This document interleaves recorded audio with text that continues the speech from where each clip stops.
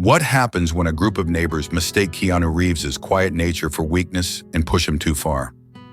What starts with wet footprints by the pool slowly spirals into a war of boundaries, gaslighting, and the silent fury of a man who just wanted peace. But by the time they realize who they were messing with, it's already too late. This isn't the Keanu you know from the big screen. This is the one who teaches that being kind doesn't mean being a doormat. And by the end of the story, you might just see yourself in him. Oh, and before we dive in, tell us, where are you watching from?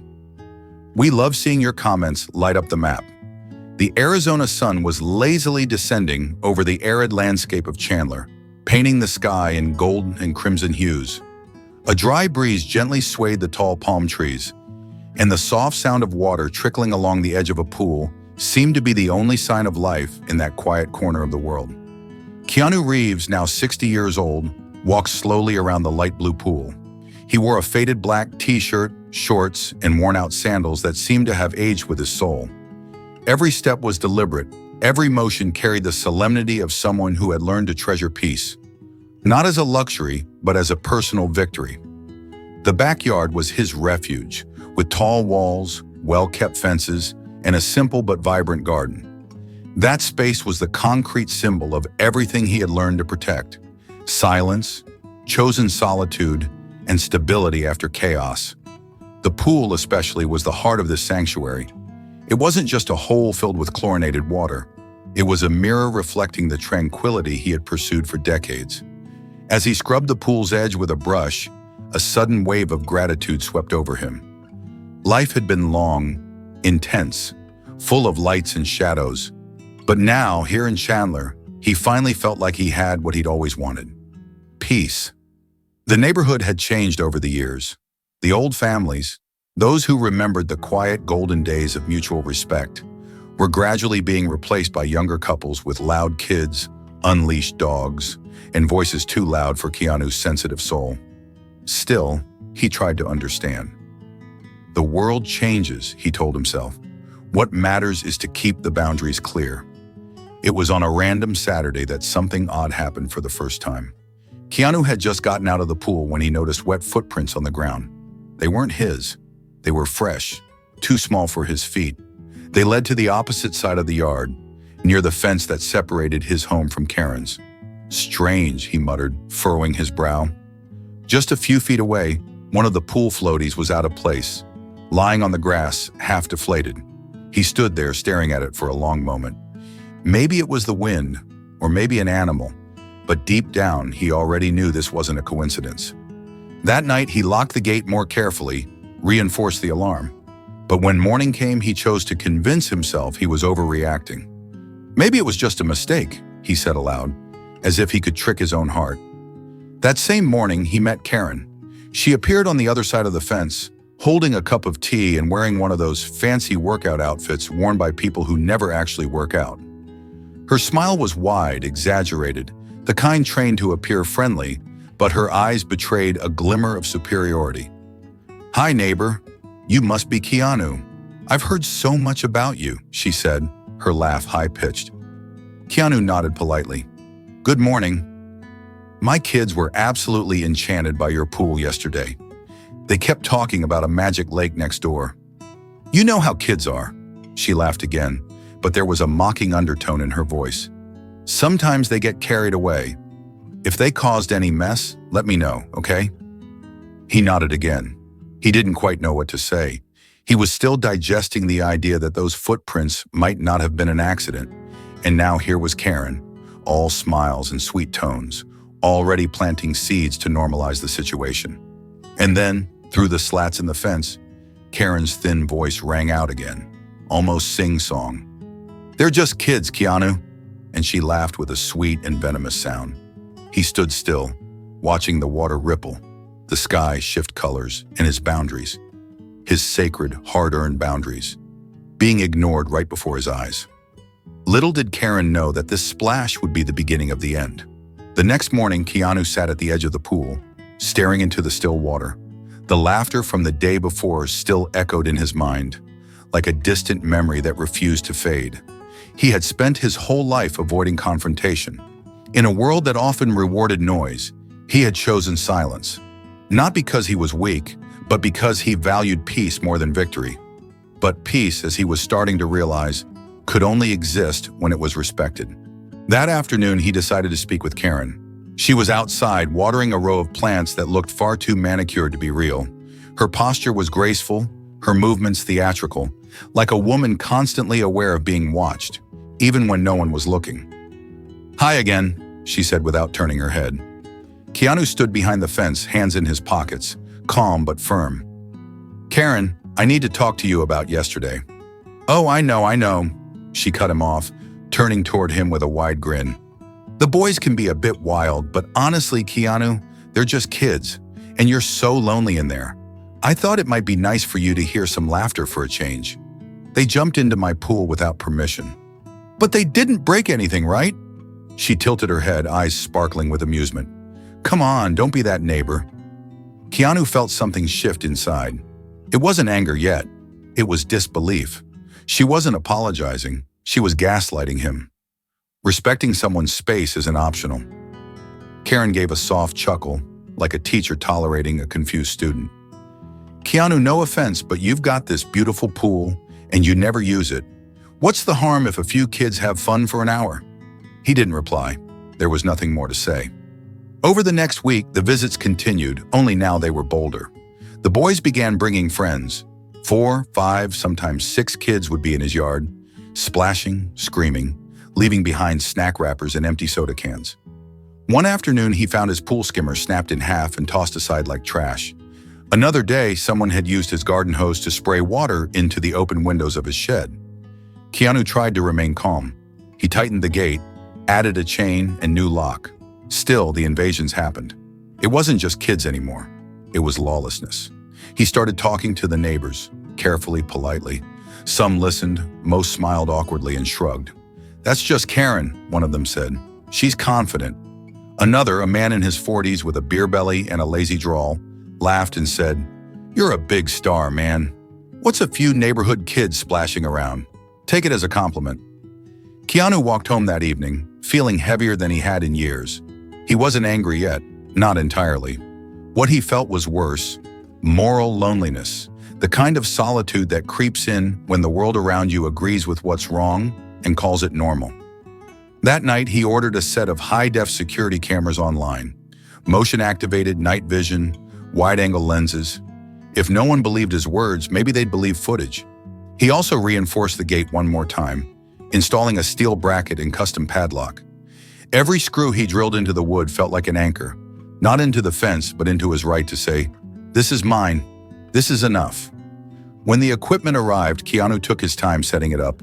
Precise, quiet, a new routine formed.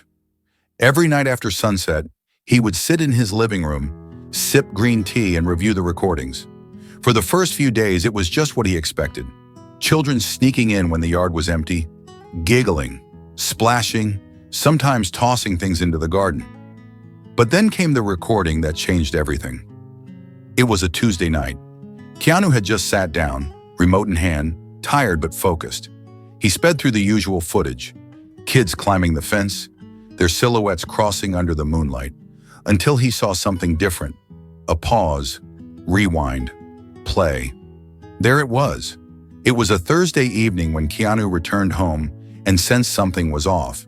Even before he turned onto his street, he could hear it. Music, laughter, the unmistakable roar of a crowd where there shouldn't be one. As he approached his driveway, his steps slowed.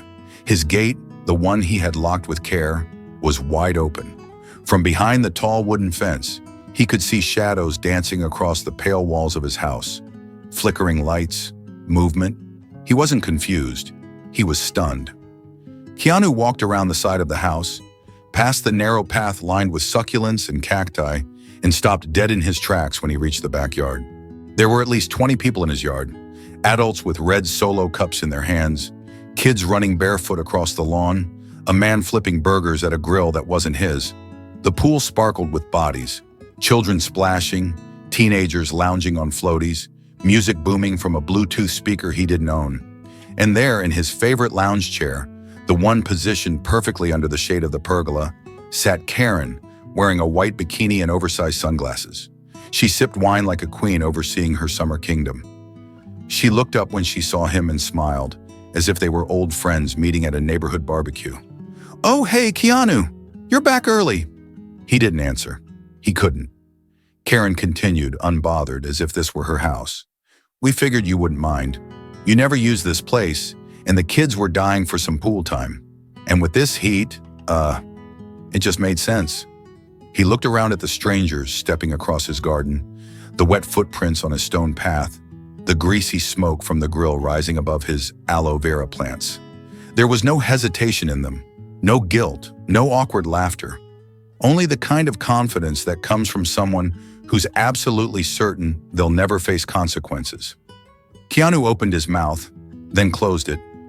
His throat was dry, not with thirst, but with quiet, simmering disbelief. Without saying a word, he turned around, walked through the house, locked the front door behind him, and sat on the couch. The sound of the party filtered through the windows like an infection. He didn't cry.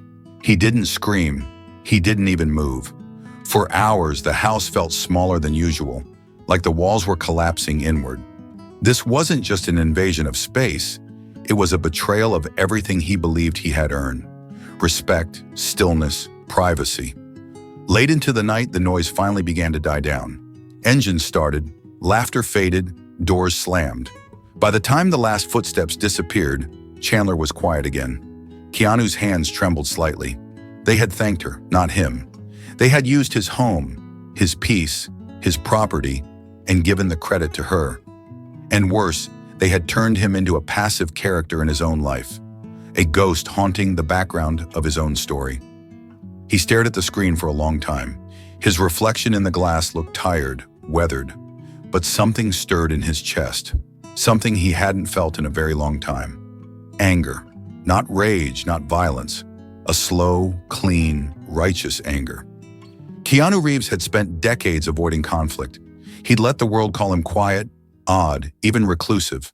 But there was a line, and Karen had crossed it like it wasn't even there. This wasn't about kids anymore. It wasn't even about Karen. It was about boundaries, about decency, about the quiet man who gave people the benefit of the doubt. And what happens when someone decides to burn that trust to the ground? Keanu took a deep breath. He turned off his phone, picked up a trash bag, walked outside. He began cleaning methodically, without rush, without emotion. But behind those calm eyes, a plan was already forming. They had taken his kindness for weakness. They had mistaken his peace for submission. That was their first mistake. It would also be their last. The next morning, Keanu woke to a notification in the community group. "Thanks for yesterday, Karen. The party at Keanu's was amazing." He stared at the screen, and for the first time in years, Keanu Reeves was angry. Something inside Keanu had shifted. After the party, after the posts, after being erased from his own space. He stopped talking and started planning. No more warnings, no more reasoning, just action. He drove to a local security store and spoke clearly. "I need something that keeps people out." He left with reinforced locks, motion-activated cameras, floodlights, and one special item, a chemical dye for pools that reacts to urine. Harmless but unmistakable. It glowed bright in contact with bodily fluids. At a print shop, he ordered a custom sign, "Pool treated with chemical agent. Contact with water may cause skin irritation or discoloration. Trespassers will be documented." That night, he installed everything, bolted in new locks, wired the cameras, poured the dye quietly into the pool. To the naked eye, the water looked unchanged. By morning, the sign was up. Karen passed by, saw it, and laughed out loud. "Drama," she muttered. 2 days passed, quiet, then emotion alert. Keanu checked the cameras. Karen's kids had scaled the gate again. One of them pointed at the sign, then they jumped in, laughing. Keanu didn't react until 20 minutes later, when the pool water began glowing pale blue, then green. The dye had done its job. The boys panicked, scrambling out of the water, staring at their skin. One cried, the other shouted, then they ran. Keanu watched, calm. Minutes later, Karen banged on his door, furious. "What the hell did you do?" "I protected what's mine," he replied. "You poisoned them." "No, I added a harmless dye, and no one was supposed to be in the pool." She froze, the lie stuck in her throat. "You're sick. This is abuse." He stepped closer. "Number what's sick is teaching your kids that everything belongs to them, even what doesn't." She stormed off, dragging her stained kids behind her. That night, she launched a campaign in the neighborhood group chat. "Keanu is unstable. He put chemicals in his pool. This is dangerous." Some joined in, but others didn't. A few silent voices broke through. There was a warning sign. "He told her before. It's his property." And just as Karen thought she'd taken control again, Keanu logged into the group, ready to respond. That night, Keanu posted to the neighborhood group with video evidence, footage, and one question no one could answer. The next morning, Karen was on fire. Word had spread fast. Some parents had seen the strange green tint on their kids' legs and were now questioning everything. She moved fast, messaging the HOA group, knocking on doors, whispering her version to anyone who'd listen. "He used chemicals. He tricked the kids. He's dangerous, unstable, anti-child." In the neighborhood chat, her tone was sweet but calculated. "I just worry. What if something worse happens next time? I know Keanu has a past and I respect that, but don't you think this is a little extreme?" She painted herself as the protective mother and Keanu as the reclusive, bitter man who hated joy, and worse, hated kids. For a few hours it worked. Some neighbors backed her up, others stayed quiet, which in Karen's mind meant approval. But not everyone agreed. Subtle messages began to appear. Didn't he put up a sign? He did try to speak with her before. It's his pool. Karen ignored them. She doubled down. He set them up. What kind of adult does that? But what she didn't know was that Keanu had been watching everything unfold and preparing his response. That night, just after 8 p.m., a new message appeared in the neighborhood group chat. Keanu Reeves. "Good evening. I've been quiet while many of you spoke about me. Now I'd like to show you something." He attached 4 short videos from his security footage. The first showed the boys scaling the fence. The second showed Karen, clear as day, reaching through the gate and unlocking it. The third, the party. Loud music, dozens of strangers, Karen lounging in his chair. And the fourth was the moment the die activated. Silence followed. Then the comments started coming in. "Wait, she opened the gate herself? This isn't what Karen said. That's a full-on party in his yard. I'd be furious too." Keanu didn't gloat. He didn't respond. He just added one final sentence. "Being quiet doesn't mean being weak." Karen didn't reply, but the silence that followed wasn't in her favor this time. The next day, Keanu sat by his window, sipping tea, watching the street. A few neighbors who once looked through him now offered quiet nods, sheepish waves. No one said much, but they saw him now. That evening, there was another knock at the door. He opened it slowly. Karen, no smile, no kids, just her alone, eyes flashing. "You humiliated me." Keanu stayed quiet. "You made me look like a fool." "No," he said softly. "You did that all by yourself." Her voice sharpened, laced with venom. "You're a bitter, lonely man hiding behind cameras and locks." He didn't flinch. "And you're the kind of person who teaches her kids that rules don't apply to them." She stared at him, jaw tight. "You think you've won?" Keanu shrugged. "I wasn't playing." Karen walked away, trembling with rage. But the next morning, Keanu heard quiet footsteps in the yard again, followed by a strange sound, his sensors triggering. The air was dry and still. Keanu stood by the window sipping coffee, eyes fixed on the backyard. The sensors had gone off around 5 a.m. Not motion from kids, not small and chaotic, but deliberate, careful, adult. He rewound the footage. A figure approached the gate, not Karen, her husband. Tall, quiet, always in the background. Now here he was, creeping around the side of the fence, flashlight in hand, reaching for the latch like a man about to settle a score. The lock held. He rattled it, paused, then walked away. Keanu didn't react. He didn't need to. Later that day, he opened the community group chat and posted one last message. "To those who asked for proof, I've provided it. To those who assumed, I forgive you. But I won't be silent anymore." Attached was a final compilation video.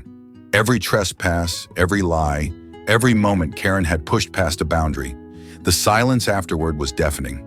Then one by one, comments began to appear. This changes everything. I'm so sorry, Keanu. I should have said something sooner. We owe you respect. It wasn't a victory speech, it was truth. And the truth didn't need applause. That afternoon, for the last time, Karen appeared at his door. She didn't knock, she banged. Keanu opened the door slowly. Her eyes were red, face tense. You ruined my reputation. No, Keanu replied. You did that when you lied. You made everyone hate me. He sighed, calm and deliberate. People don't hate you. They saw you. Karen's voice cracked. You don't get it. I was just trying to make things lively. You sit in that house like a ghost. You never talk to anyone. Keanu stepped forward. And that gives you permission to take what's not yours? She flinched. You're just an old man with a pool. He held her gaze still behind the calm. And you're a grown woman who never learned the word no. Karen's eyes welled up, not from sadness, but humiliation. Her voice dropped to a hiss. You think this is over? Keanu tilted his head. For you, maybe it never is, but for me, it's done. She shook her head, turned sharply and walked away, stiff, burning with the heat of a woman who had lost control of the story. Keanu closed the door behind her. The quiet returned, but it was a different kind of silence now. Not heavy, not tense, just real. That evening, as the sun dipped behind the rooftops, he walked out to the pool. The water was still, the sign was still there, the locks untouched. For the first time in weeks, there were no footprints, only stillness. He sat in the lounge chair, his chair, and let the silence wash over him. He didn't feel triumphant, he felt whole. The boundaries were clear now, the message had finally been heard. But as the night fell and the yard went dark, Keanu heard a soft rustle near the gate, and then the click of a latch trying and failing to give way. The night was quiet, no voices, no splashes, no music creeping over the fence, just the soft hum of the desert breeze moving through the palms. Keanu sat in the dark, barefoot, watching the security feed on his phone. Everything was still until the sensor beeped. Motion, backyard. He didn't move, just watched. The cameras lit up. A man crept through the shadows, moving toward the gate, not fast, not loud, measured. Karen's husband. He looked around, then reached for the latch. Click. The reinforced lock held firm, and then the irrigation system hissed to life, triggered by motion. Sprinklers burst from the ground and sprayed him with cold, pressurized water. He stumbled back, soaked and stunned. Keanu set his phone down and smiled, not out of spite, but out of peace. He didn't go to the door, didn't yell, didn't need to. He just watched. And for the first time, he felt it fully. The stillness he had fought for, not just physical quiet, but earned peace. In the days that followed, things changed quietly. Karen stopped walking near his yard. Her kids no longer peeked through the fence. No more parties, no more knocks, no more messages. Neighbors nodded when they passed him. Some smiled, a few even apologized in hushed tones. Keanu didn't gloat. He didn't hold grudges. He just returned the nods and moved on. The pool stayed clean, clear, untouched. His sanctuary, finally his again. He spent his mornings reading under the pergola, afternoons trimming his cacti, evenings watching the sun paint gold across the sky. The cameras remained, the sign stayed up, but he no longer checked the feeds obsessively. He didn't need to. The message had been received. One evening while sipping tea, Keanu looked out at the pool and reflected. How odd, he thought, that something as simple as boundaries could create so much conflict. But it wasn't about the pool. It never was. It was about respect, about how easily people cross lines when they think you won't stop them, and how powerful it is, how necessary it is to draw that line and hold it, even if your voice shakes, even if you're standing alone, especially then. He never spoke to Karen again. He never needed to. Some people only understand when they're ignored, when they finally feel the discomfort they once caused others. And Keanu? He didn't need revenge. He didn't need praise. He just needed peace. And now he had it. But what about you? Have you ever had to stand your ground, even when no one else stood with you? Tell me your story, because maybe the world needs a few more people like Keanu.